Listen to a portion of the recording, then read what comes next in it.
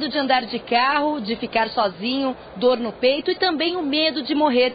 O transtorno do pânico costuma atingir as pessoas após os 20 anos de idade. Quem vai dar os detalhes sobre o assunto é o Dr. Luiz Alberto Etten, que é psiquiatra e também vice-presidente da ABP. O que é o transtorno do pânico? O transtorno do pânico é um transtorno de ansiedade que se caracteriza pela ocorrência de crises de ansiedade, crises muito desagradáveis, muito intensas, em que há uma riqueza de manifestações físicas, como por exemplo palpitações, falta de ar, dor de cabeça, tontura, mal-estar no estômago, tremores, sensação de que vai desmaiar, como também sintomas psicológicos do tipo medo de ter um colapso, medo de ter um derrame, de ter um infarto, dada exatamente a magnitude dos sintomas físicos. Existe um motivo que cause o transtorno do pânico?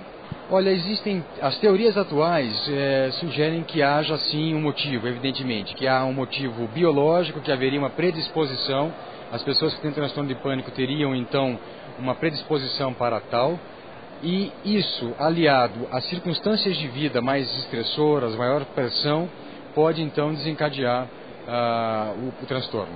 O que a pessoa sente na hora que ela está em uma crise de transtorno do pânico? Olha, uma crise de pânico, um ataque de pânico é um mal-estar difícil de se comparar com vivências que nós temos no dia a dia. É aquele susto que a gente leva quando quase é atropelado, quando quase sofreu um acidente, mas muito mais intenso. Então é um mal-estar de tal forma desagradável que a pessoa invariavelmente pensa que está tendo um problema que coloca a sua vida em risco, que está tendo um infarto no miocárdio, está tendo um derrame e por isso procura quase que sempre auxílio médico. Como é possível saber que uma pessoa está sofrendo do transtorno do pânico, tanto para a família como para o profissional? Bom, o profissional se baseia na história, no sentido de que as características clínicas são bem conhecidas dele, né? A ocorrência de ataques de pânico, aliada à preocupação de ter novos ataques de pânico, que é o que nós chamamos de ansiedade antecipatória, como também o comportamento de esquiva, que nada mais é do que a evitação de determinadas situações em que seria constrangedor ou problemático sair. Já para os familiares, isso pode ser confundido como má vontade da pessoa. Em geral, o paciente que tem transtorno de pânico é visto num primeiro momento como aquele estraga-prazeres, aquele que não quer ir às confraternizações, aos passeios, porque faz prevalecer a vontade dele, quando na verdade ele não vai em virtude do medo que ele sente de passar mal. É grave e pode causar outro tipo de transtorno?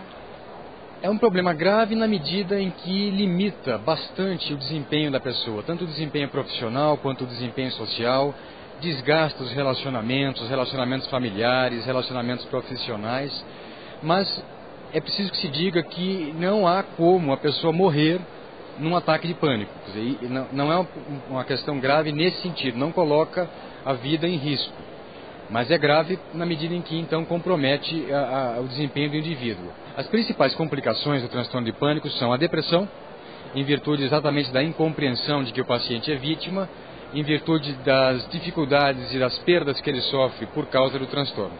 Qualquer pessoa pode sofrer da síndrome do pânico, independente da idade, da classe, da profissão? Não se faz o diagnóstico de transtorno do pânico em crianças.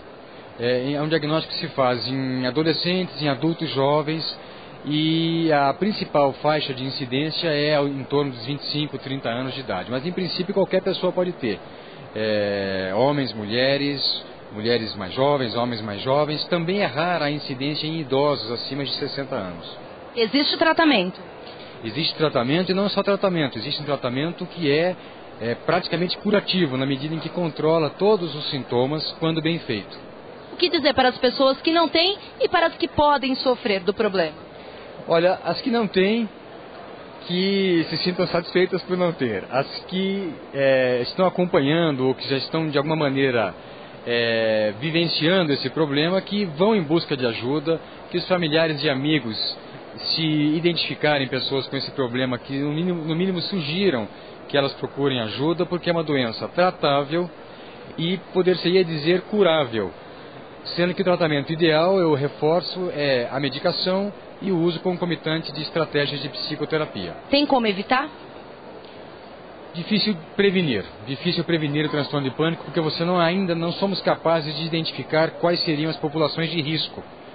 A prevenção de um transtorno mental ou de um transtorno em geral só é possível quando você consegue identificar grupos de risco. E no caso do transtorno de pânico, isso não é possível.